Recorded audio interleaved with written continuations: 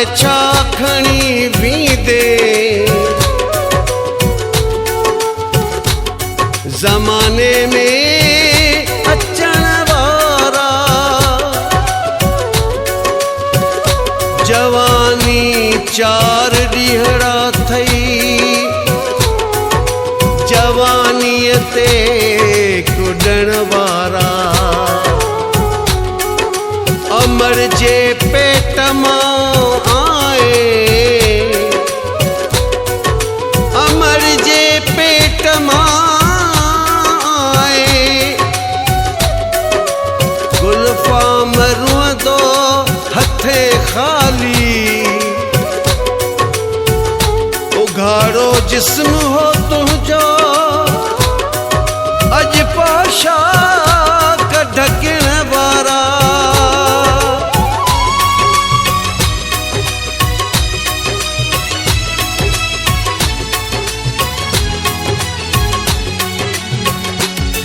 हाय मिट्टी थी खाए लोह के इंसान तू छाहीं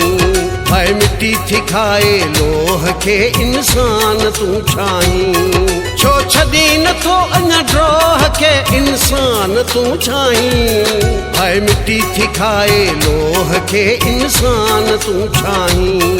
हाय मिट्टी थी खाए लोह के इंसान तू छाहीं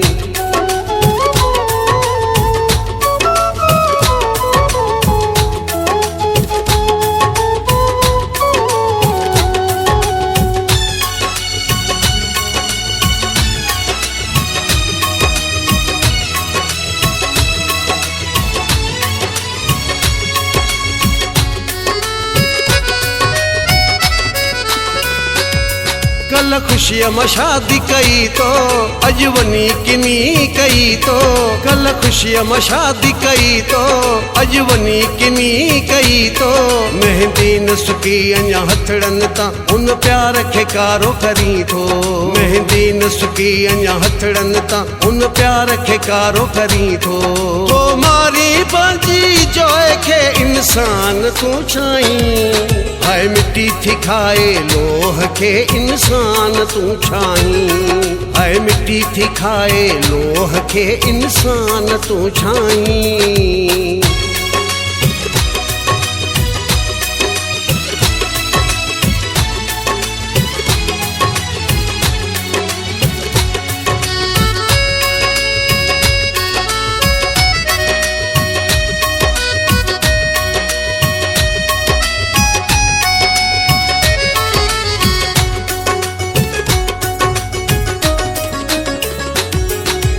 पराए चवण ते माण्हू मरे थो खौफ़ ख़ुदा जो कोन रखे थो पराए चवण ते माण्हू मरे थो खौफ़ ख़ुदा जो कोन रखे थो अबो परेशान केॾो तुंहिंजे लाइ चवण अमण जो बि कोन वठे थो अबो परेशान केॾो तुंहिंजे लाइ चवण अमण जो बि कोन वठे थो पराए चवण ते माण्हू मरे थो खौफ़ ख़ुदा जो कोन रखे थो अबो परेशान केॾो तुंहिंजे लाइ चवण अमर जो भी कोन वठे थो चवण अमर जो भी कोन वठे थो नफ़रत जे तोड़ तू ट्रूह के इंसान तू छाहीं हाय मिट्टी थी खाए लोह के इंसान तू छाहीं हाय मिट्टी थी खाए लोह के इंसान तू छाहीं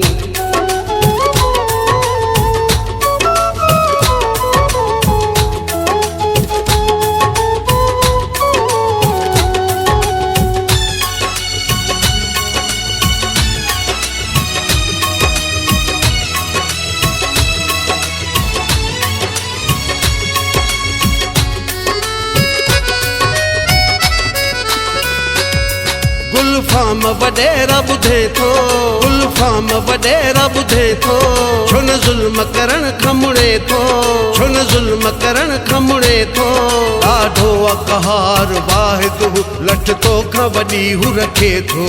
ॾाढो अक़हार वाहिद लठ तो खां वॾी हू रखे थो छो छॾी नथो अञा छो हके इंसान तू छाहीं हाय मिट्टी थी खाए लोह के इंसान तू छाहीं हाय मिट्टी थी खाए लोह खे इंसान तू छाई हाय मिट्टी थी खाए लोह खे इंसान तू छाई हाय मिट्टी थी खाए लोह खे इंसान तू छाई छो छॾी नथो अञा ड्रोह खे इंसान तू छाई हाय मिट्टी थी खाए लोह खे इंसान तू छाई हाय मिट्टी थी खाए लोह खे इंसान तू छाई।